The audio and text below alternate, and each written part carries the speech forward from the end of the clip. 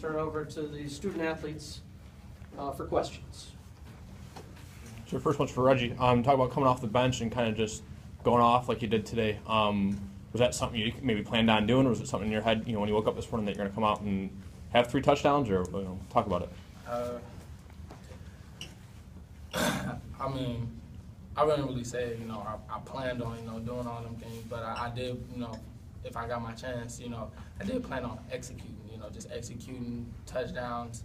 I didn't plan on it being, me doing this, doing that, but, I really didn't plan on it, but I have to give credit to my, my line and my receivers, because if it wasn't for them, I wouldn't have had the day that I had today. Seems like the game kind of slowed down for you a bit today, as opposed to when we saw you a whole bunch the very first game of the year. Did it feel like that to you as well? Yeah, a lot. The game really slowed down for me, and that has a lot to do with my coaches, explaining a lot to me, in practice, telling me what I need to do, and different reads and different, checks and stuff like that. They really slowed the game down for me, so that really was helpful. Talk to you about, couple plays I noticed, passes were kind of just this close, from big gains, like a touchdown to Tyler Allen or a, big pass in the middle of the field. Talk about how you adjusted off of those.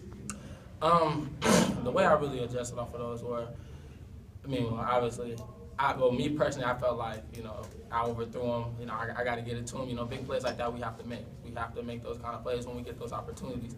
But, the way that I adjusted to that and, came back off the, from the sideline was I'm just like, okay, forget about that play, move on. You can't dwell on that or it's going to mess up your next series. So I was just like, okay, I forget about that. Next time you get the opportunity, just make it. And that's how, I thought after. And I was pretty upset about it. I'm like, okay. But at a certain point, you just got to forget about it and move on to the next play. Those long runs, did you have the second gear that you kind of kick into? Do you have the sense that you got to speed up when you hit the secondary? What do you on a 70-yard run? What's the trick to making sure that gets to the end zone? Well, when I see an opening, I'm thinking, I have to hit the second gear in order to get through that hole. So I see it and I just hit it, and I'm just running straight. I'm not looking back. I'm just running. Did you get a sense that anybody was close to you on either of those? I have no idea. I have no idea. Anthony, I want to go to that big goal line stand you guys had in the first half. You made a big tackle on second down, and then Pat O'Connor comes and makes a big sack on third down. How much are you guys feeding off each other, kind of elevating each other's play? Well, whenever either one of him or I makes a play, we've been roommates ever since freshman year, so you see your buddy do something great, you're like, all right, well, I got to do something better. You know what I mean? So that's kind of how we feed off of each other, at least from my aspect. Whenever he makes a play or Hunter makes a play, I'm like, well, I'm not going to go back to the house without my play. So that's how we feed off of each other, because we always talk about it when we go back home. Bragging rights, I guess. Talk about the mindset that you had after that flag. Once they came back and reviewed it and said, okay, it wasn't targeting. Did that kind of light a fire under you again to kind of have that spark? Honestly, no, because from last week. Last week I really thought I was gone, so I was really upset. But bringing him to this week, I honestly think it was the same play. I knew it wasn't targeting, so I knew I was coming back in the game. So I just made a little joke out of it on the field. I was like, "Oh, sorry boys, got to step out the office for a play, just come back in." So everybody's laughing, just took the heat off of it kinda. And once they reviewed it, I just came right back in. Your coach said earlier that you made a transition from outside to inside linebacker. How difficult and how easy has that been for you so far?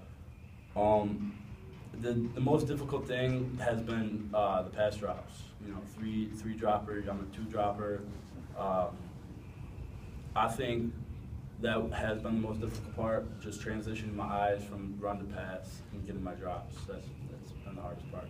And what's been the smoothest transition for you? I love reading the guards, and it just comes more natural to me, I think. Reading the guards to the back, and it's just the flow of the game for me inside is a lot easier. Reggie, that touchdown pass you had to David Gibson in the corner there, is that like a timing play you guys have worked on together, or was that just you just felt like you had him on that play? Well, in practice we work on, phase a lot, going against the corners, we work on phase a lot.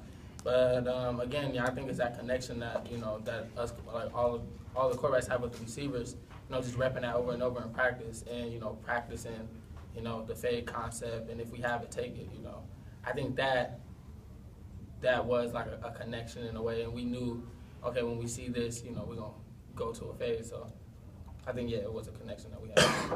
Did you get a sense at all that you rattled their defense a little bit with that big first run coming out at halftime? A little bit, maybe a little bit, yeah, because they started changing up their defensive scheme and trying to contain me. And then once that happened, then, the run started opening up for Ryan Brumfield and everything. So they were getting kind of rattled and frustrated and looking at their sideline like, what do we do? So once I got that sense, I was like, we got them. And so we just had to keep on pushing, just keep our foot on their throat. Yeah, off that, I remember back at Morgan State, you guys were up big at halftime, and I feel like I think your coach said that, once you got into the locker room, you felt like you had us in the bag. But like you just said, you got to stomp on the throat. Has that been a learning experience for you then? Yeah, that's been a huge learning experience for me. For example, when we were up, I'm just like, okay, we can't have a repeat of Morgan State. So I just kept preaching to the guys on the sideline, keep your foot on their throat, keep your foot on your throat, and just keep on pushing. We want more. Be hungry. And then a lot of guys, were spreading it down the sideline, and then that's why like our whole sideline was getting rallied up. And I think that's what kind of helped us too, the people on the sideline, rallying us up, on the sideline cheering for us. So yeah, I think that was a big learning experience for me from the first game. Anything else for the student athletes?